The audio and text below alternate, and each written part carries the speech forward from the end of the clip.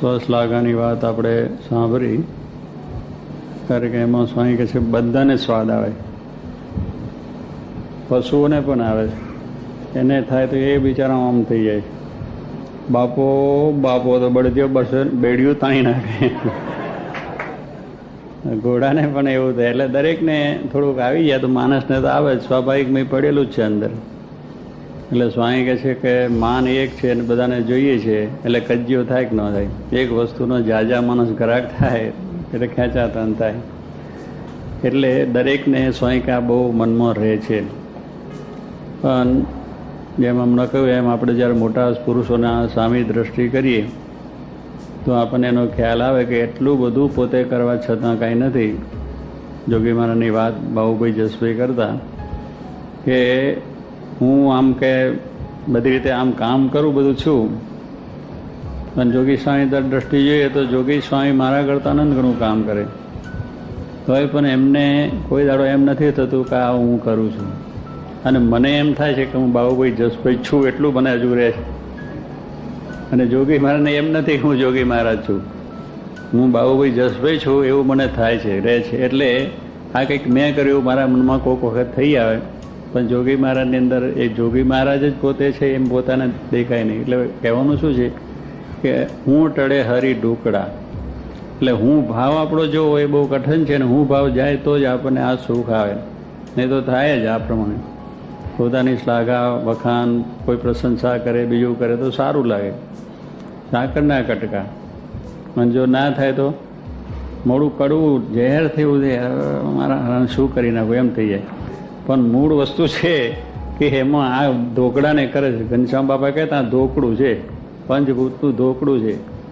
એને કોઈ વખાને તોય ભલે, ના વખાને તોય ભલે, બળીને ભસ્મ થવાનું છે. સારા છે કે નરસા કે એના કહેવાથી સારા નથી થતા, એના કહેવાથી નરસા નથી થતા. પછી એને કોઈ સારા નરસા કહેતા આપણે શું એમાં દેહ ભાવની વસ્તુ ના હોય તો પછી એનો વિચાર જ ના આવે. પણ એ ભાવ છે એટલે આપણને થાય કે મને કોઈ આ કહ્યું ને તે કહ્યું ને ફલાણું કહ્યું, વખાણ કરે તો સારું લાગે, ના વખાણ લાગે ના સારું લાગે. આપણે ભગવાન બેઠા છે, આપણી પરિસ્થિતિ બધું જાણે છે. એ આપણો કોઈ વખાણ કરે તોય ભલે, ના વખાણ કરે તોય ભલે, આપણે તો ભગવાનને માટે કરીએ છીએ ને. આ બધું કરીએ છીએ કોને માટે? ભગવાનને સંતને રાજી કરવા માટે કરીએ છીએ. પછી આપણી શ્લાઘા થાય કે ના થાય એની વિચાર શું કા કરો? જેને આપણે બતાવવું છે, જેને આપણે કરવું એ જાણે છે.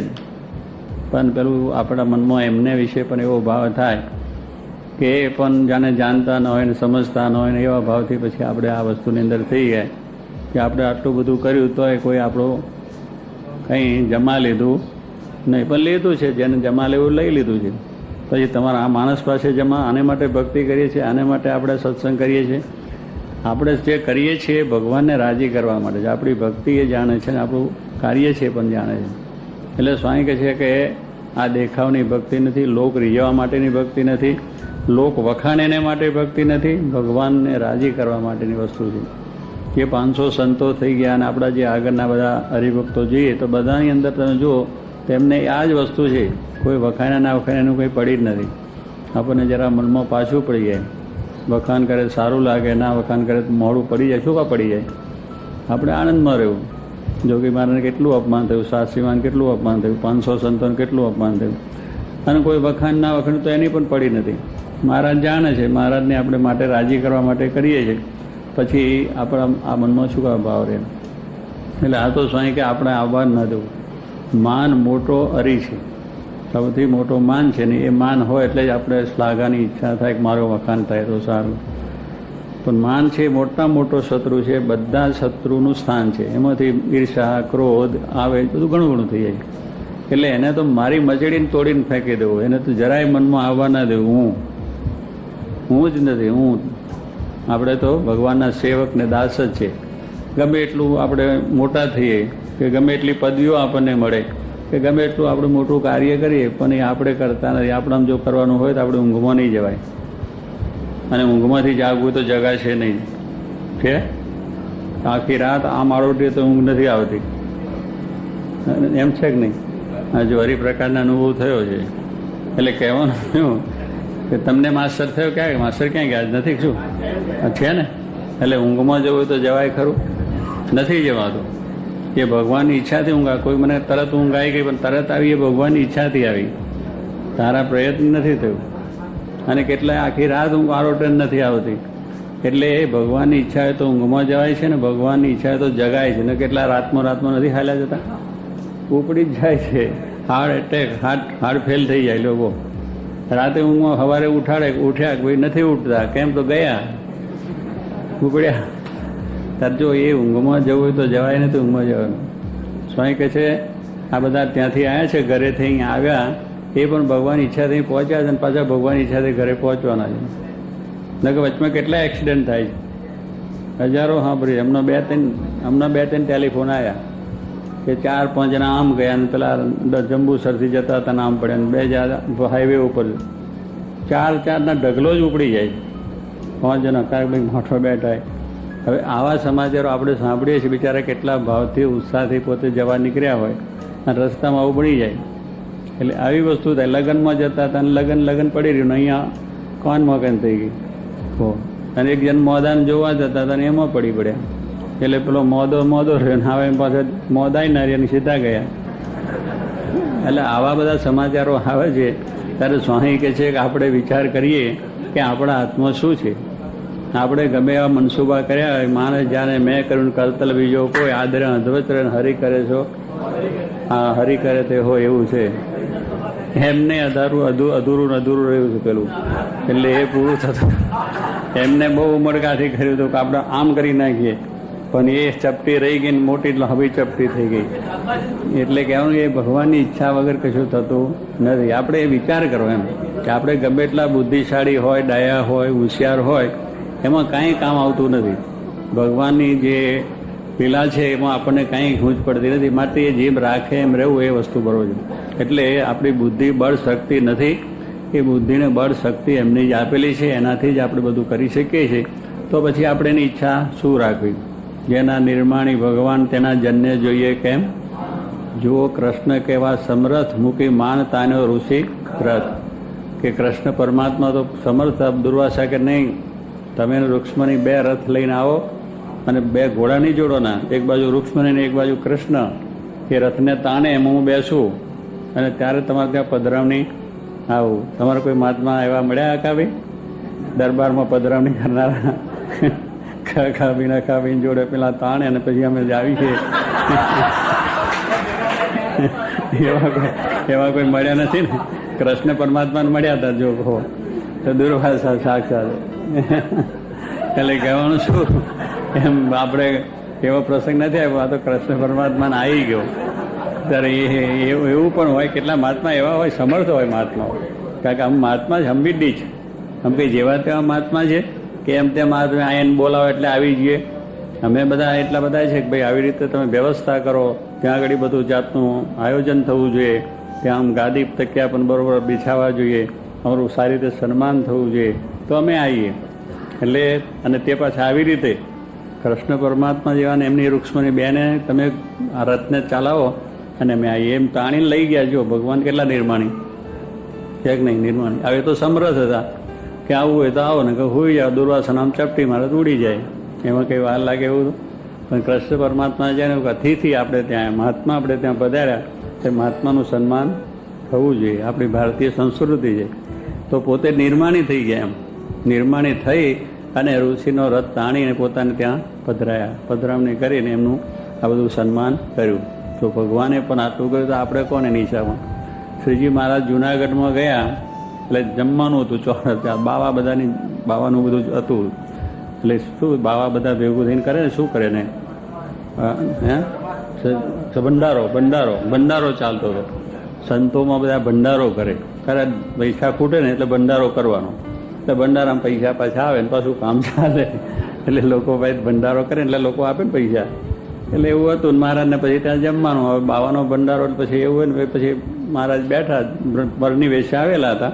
તે ઘડી તો મહારાજ ફરતા જ આવેલા હતા જંગલમાં. અરે વનવાસ કરીને પછી મહારાજ એક બાવો આવ્યો ને બેસાડે કંઈ બેસો. અરે બીજો પાછો આવ્યો એ અહીંયા ક્યું બેઠા ઇધર ક્યું બેઠા ઇધર બેઠા. અહીંથી ઉઠાડે બીજે બેહાડ્યા. પછી ત્રીજો કે ઇધર ક્યાં બેઠા હે કહાં સે આયે ચલો ઉઠો ઇધર જા. એટલે પાછું હા બાવા તો બધા તમે જુઓ ને તલામાં પીતા હોય ને લાલ ગુમ વાંખ્યો હોય ને ક્રોધ કંઈ લેવા જવો ન પડે, ઉપાડે તરત જ કે મહારાજને 18 વખત ઉઠાડીને બેહાડ્યા. અને આપણને એક વખત કર્યું હોય તો ઉપડીએ કે ના ઉપડીએ? કંઈ હું ખાવા આવ્યા છે, અહીં કંઈ મેં રોકા છે, અહીં માણકીઓ ઘૂંસણો પછાડે છે, એમ કંઈ એમતા નથી. માણકી હોય કે પછી જે હોય પેલું હોય તો પણ અહીંયા તો આમ કોઈ નહીં. એટલે એવું થઈ જાય આપણને, એમ આપણે જરૂર માન આવી જાય કે અમે કંઈ જેવા થયા નથી, કે આમ તો રખડતા આવ્યા નથી, જેથી કરીને અહીં ખાવા માટે આવ્યા નથી. આ પડી રહ્યું તારું. પણ શ્રીજી મહારાજે આ પ્રમાણે કહ્યું કે એનું ભલું કરવું છે. તે 18 વખત ઉઠાડ્યા અને 18 વખત બેઠા તો મહારાજે જે આવ્યું એ જમી લીધું. કહેવાનું શું છે કે આ નિર્માણી ભગવાન છે, તો આપણે તો માન ક્યાં જોઈએ? જોગી મહારાજ કેટલા નિર્માણી, નાના સાથે હોય મોટા હોય, કોઈ પણ કાંઈ રીતે કોઈ બોલી જાય તો કાંઈ પણ કહેવાનું નહીં. અને અહમભાવ તો આવ્યો જ નથી. આપણે જો કોઈ દિવસ અહમભાવ નથી, દાસ ભાવ જ. અને સ્વામી કહેતા કે અમારી મોટપ શાની છે? કેમાં છે? વાસણ ઘસવામાં. લ્યો છે વાસણ ઘસવામાં આપણી મોટપ છે. ઘસવા જ પણ જો કોઈ બાકી રહી જાય તો હા દરરોજ સાફ સફાઈ કરવી, વાસીદું કરવું, આ બધું બહુ એમની વાત છે. એટલે વાસણ ઘસવામાં મોટપ કહ્યું છે.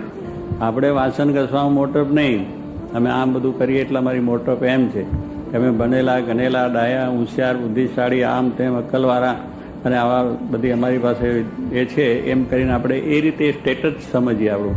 એમને એ સ્ટેટસની વાત નથી. સ્વામી કે નમે એ પ્રભુને ગમે. અને જે નાનો થાય એ જ મોટો થાય. મોટો થાય તો પછડાય, બધાએ પછાડે પછી એને. અને સ્વામી કહેતા કોઈ મોટા થશો આમ આમ કરતા રહે. આ વાળ ખસી ગયા, જો અમને એટલે આ તાલ પડી ગઈ. એટલે કેટલી તાલ પાડી નાખે મોટા થઈ એટલે. હજારો જણા આવીને કોઈ આમ કે કોઈ આમ કે આમ ન કર્યું, તમે આમ ન કર્યું, ફલાનું ના કર્યું, ઢીકનું. એના કરતાં સેવક થઈને બેઠા હોય તો કોઈ પે જ નહીં. જો કે મારે કે સેવક થવામાં મજા છે, દાસ થવામાં મજા છે. એટલે પ્રશંસાની વાત જ ના આવે, આપણી સ્પર્શ લાગાની વાત જ ના આવે કે આપણી સાગા થાય કે ના થાય, કોઈ દુઃખે ના થાય અને મુશ્કેલી ના થાય. કાંઈ નહીં, ના કહ્યું તો શું? આપણે ભક્તિ કરી છે, જે કંઈ આપણે કર્યું છે પરમાત્મા જાણે છે. પછી આપણે માથા કૂડશું, પછી આપણે વિચાર શું કરવાનો છે? કોઈ સંકલ્પ જ નહીં કરવાનો. જેને માટે કરીએ છીએ જાણે છે અને એને જમે લેવાના છે. બાકી આ બધા દુનિયા જમે લે છે? તમે 1000 ગણું તો કોઈ જમે લેવા નથી. કારણ ભાઈ માટે તમે કરી નાખ્યો તો એને શું મોટું કર્યું? ભાઈ હતો તો કરવાનું હતું તો કર્યું, એમાં એને મોટું શું દાદરમાં લ્યો? આટલું બધું ઘસાઈ છૂટ્યો હોય તો આ કરે. બાપ દીકરાને એકબીજાને બોલવા માંડે ને, એમાં શું મોટો? એ દીકરો જન્મ્યા એને કરવું પડે, તેને બાપે કર્યું. એટલે કહેવાનું શું કે આવી આજની જમાનો વસ્તુ છે. એટલે કોઈ કોઈનું જમા લેવા નથી. તો ભગવાન જ દયાળુ છે કે આપણી થોડી સેવા મહાન માને છે. અનુમપ્ય તુલમ હિ મન્યતે સહજાનંદ, કે થોડું તમે કરો તો એ જમ્યા લે કે નહીં આને મારે માટે કર્યું છે. અને એ ભૂલે નહીં જિંદગીભર. આ બધા ભૂલી જવાના, દુનિયા માત્રના બધા ભૂલી જવાના છે. આપણે બધા એવા છે કે ભૂલક ના છે ને ભૂલી જવાના. બધું ઘણું કર્યું હોય તો એ થોડી વાર ભેગા પછી એકબીજાનું જય સ્વામિનારાયણ થઈએ. ભગવાનને સંત દયાળુ છે. એ કોઈ દિવસ કોઈને માટે થોડું કર્યું હોય એમને માટે તો પણ એ ભૂલે નહીં. ત્યારે એ માટે આપણે ભક્તિ કરવાયા છે, એને રાજી કરવાયા છે. બસ એ જાણે છે આપણું. પછી આપણી પ્રશંસા થઈ ના થઈ, શ્લાઘા થયું ના થયું, અને આપણે મોડે કંઈ કરવાનું છે નહીં. આપણી શક્તિ નથી કે આપણે કંઈ મેં ઊંઘમાં જવાયું નથી, ઊંઘમાં થવાય એવું નથી. આપણે કંઈ કરી શકવા સમર્થ નથી. હાથ ઊંચો આમ કરવો હોય જ ના થાય. લો આમ કરવો એ પણ આ તો ભગવાનની છે ને કે આમ થઈ જાય તો અહીંથી અડધું બંધ થઈ જાય તો કેવું આમ થાય કે ના થાય ભાઈ? એટલે એ પણ ભગવાનની ઈચ્છા બધું હરખું શરીર રાખે છે. કંઈ કેટલાને આપણે જોઈએ છીએ બીજાને લો કે આવું બધું થઈ જાય, મોડું આમ થઈ જાય છે, આંખ આમ થઈ જાય છે, પગ આમ થઈ જાય છે, બધું કેટલું જોયું છે આપણે. એટલે એ બધું આપણા હાથની વાત કશું જ નથી. એમના હાથની વાત માટે ભગવાનને બધી લેવા, બધી વાતનું સ્વાય કે મૂકીને બધા વિચાર સંકલ્પો મૂકીને સારું નરસું બધું મહત્વ છે. ભગવાન રાજી થાય એ પ્રમાણે કરી લેવું કે એની ઈચ્છાથી જ થાય છે, એમની ઈચ્છા વગર કંઈ થતું નથી. માટે આપણે સ્વામી કહે છે આ પ્રમાણે મનમાં પડે એવું રાખવું કે જેથી કરીને આપણને કોઈ જાતનો વાંધો આવે નહીં. સર્વ કરતા પરમાત્મા છે, સર્વ કરતા આપણે કરતા ભગવાનને માનીએ છીએ. કોઈ માણસ કંઈ કરતા નથી. આપણે કોઈ માણસ આપણે માટે કંઈ કરે છે એવું માનવાનું કારણ નથી. કોઈ દેવ પણ કહેતું નહીં માગે. આપણે તો ભગવાન સિવાય કોઈ કરતા નથી. બધા દેવ દેવા પણ આપણે શું એટલા માટે કે કોઈ મંતર જંતર કરવાની વાત ના પડે, દોરા ધાગા કરવાની ના મળે. જો એ જ કરતા છે પછી શું વાંધો છે? આ ઘણા માણસો અત્યારે નથી, ત્રાંતિકો ફાંત્રિકો બધું કરવા માંડે છે ને, કે આમ કરી નાખીએ ને બધું સારામાં સારું કરી નાખીએ. એવા જંતર મંતરવાળા બહુ હોય છે. એ મોટા યજ્ઞો કરાવે ને બધું આહુતિઓ આપે ને મોટી જબરદસ્ત કરે કે આખું બધું રાજની અંદર શાંતિ કરી નાખે, પણ શાંતિ એના હાથમાં છે, એની જ અશાંતિ થઈ ગયેલો. એટલે આ ભગવાન સિવાય કોઈ કરતા છે નહીં. એટલે આપણે માટે કોઈ કહે છે કે આમ કરો ને તમે શાંતિ થઈ જાય ને આ ગ્રહ નડે છે ને આ પનોતી નડે છે ને આ તમને આમ થયું છે, એ વિચાર જ ન કરો કે ફલાણાએ મારા માટે આમ કર્યું છે અને ફલાણો મને આમ કરવાનો છે. એ વિચાર આપણે શું આવવા દો? આપણે ભગવાન ભજન જેને જે ઈચ્છા છે થશે, અને ભગવાનની ઈચ્છા છે એ પ્રમાણે બનવાનું છે. ગમે એટલું સ્વામી કે તમે એકદમ એ કરો તોય પણ આપણું જે કંઈ થવાનું છે, જે નિમિત્ત છે, નિમિત્ત બનાવ્યા આગળ રહેવાનું નથી. માટે ભગવાન સર્વ કરતા છે. અને મંત્ર જંતરથી મારે કે જો આ પ્રમાણે રાજ ચાલતા હોય તો ભાઈ લશ્કર શું કા રાખવું, મિલિટરી શું કા રાખવું, આટલા ખર્ચા શું કા કરવા પડે? એ બધું રાખવું પડે છે. નથી જાણતા રાવ સાહેબ આપણા કે આ મિલિટરી શું કા રાખવા પડે છે? તો પછી આવા મહાત્માઓને શું કરવાની જરૂર છે? ઢંગીને કારણ કહેવાનું પણ આવું છે તો પછી રાજ એનાથી જ ચાલે જ બધું, કે આમ આમ બધું કરે એટલે બધું આખા શાંતિ થઈ જાય ને બધું એકદમ થાય. પણ લશ્કર રાખવું પડે છે, વ્યવસ્થા કરી મહારાજે પોતે એટલે મહારાજના વચનો વિશ્વાસ રાખો. માટે આપણે એ વિચાર ઉપર ચાલવું કે ભગવાન સર્વ કરતા છે. કોઈ આપણું કોઈ બગાડતું નથી, કોઈ આપણું સારું કરતું નથી. સારું કરે છે ભગવાન કરે છે, બગાડે છે પણ ભગવાન બગાડે છે, અને ભગવાન બગાડે છે સારા માટે બગાડે છે.